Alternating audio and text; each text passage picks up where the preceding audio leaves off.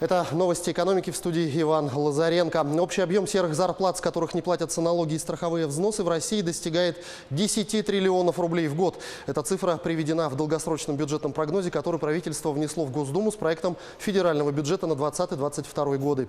Серый фонд оплаты труда в правительстве называют в числе основных рисков для российской бюджетной системы.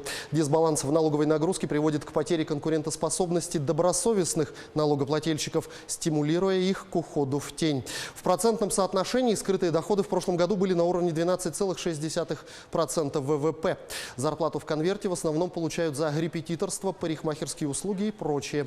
Наряду с самозанятыми значительную часть серого сектора экономики составляют предприятия и организации, которые платят сотрудникам зарплату в конверте, чтобы уйти от налогов. Главными причинами, по которым россияне сами соглашаются на неофициальную зарплату, являются низкий доход и недоверие к пенсионной системе.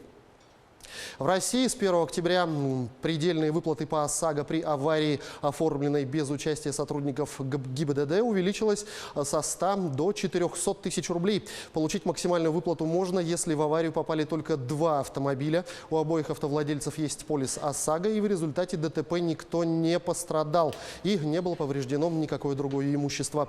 Еще в сентябре в силу вступили поправки к закону об ОСАГО, согласно которым автомобилисты могут оформлять европротокол о ДТП в электронном виде с помощью мобильного приложения через портал госуслуг и удаленно получать результаты рассмотрения. Также в России с 1 октября при выдаче кредитов физическим лицам будет вычисляться показатель их предельной долговой нагрузки. Такой нагрузкой является отношение ежемесячных платежей по кредиту к ежемесячному доходу заемщика. Изменения коснутся россиян с высокой долговой нагрузкой. Теперь они могут столкнуться с отказами в получении займа или его рефинансировании. Кроме того, им могут предложить кредиты по более высоким ставкам. Оценка предельной долговой нагрузки потребуется, если заемщик планирует взять в кредит свыше 10 тысяч рублей. В случае, если показатель окажется выше 50%, кредитор понесет дополнительную нагрузку на капитал в размере половины суммы займа.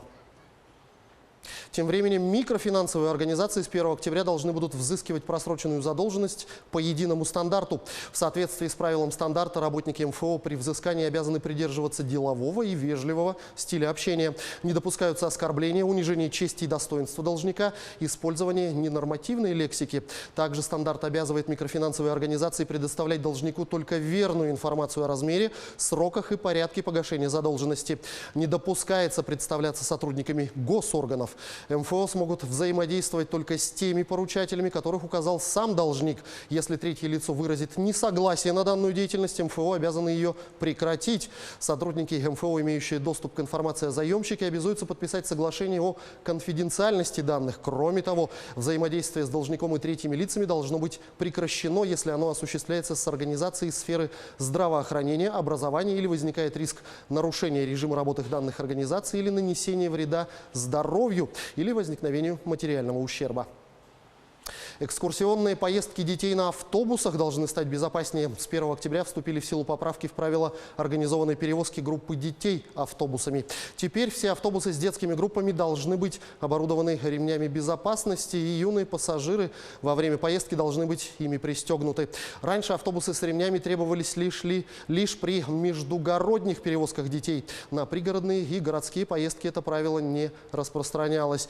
Эксперты называют этот документ продуманным, потому что неспециализированные компании не станут переоборудовать свои автобусы ради того, чтобы раз в несколько недель перевозить детей, и не станут участвовать в таких перевозках. И по сути этот бизнес отдали тем, кто профессионально им занимается, кто умеет это делать. Но возникает и проблема. Очень трудно заставить детей оставаться пристегнутыми всю поездку. Водитель во время движения следит за дорогой и не может полностью контролировать, что происходит в салоне.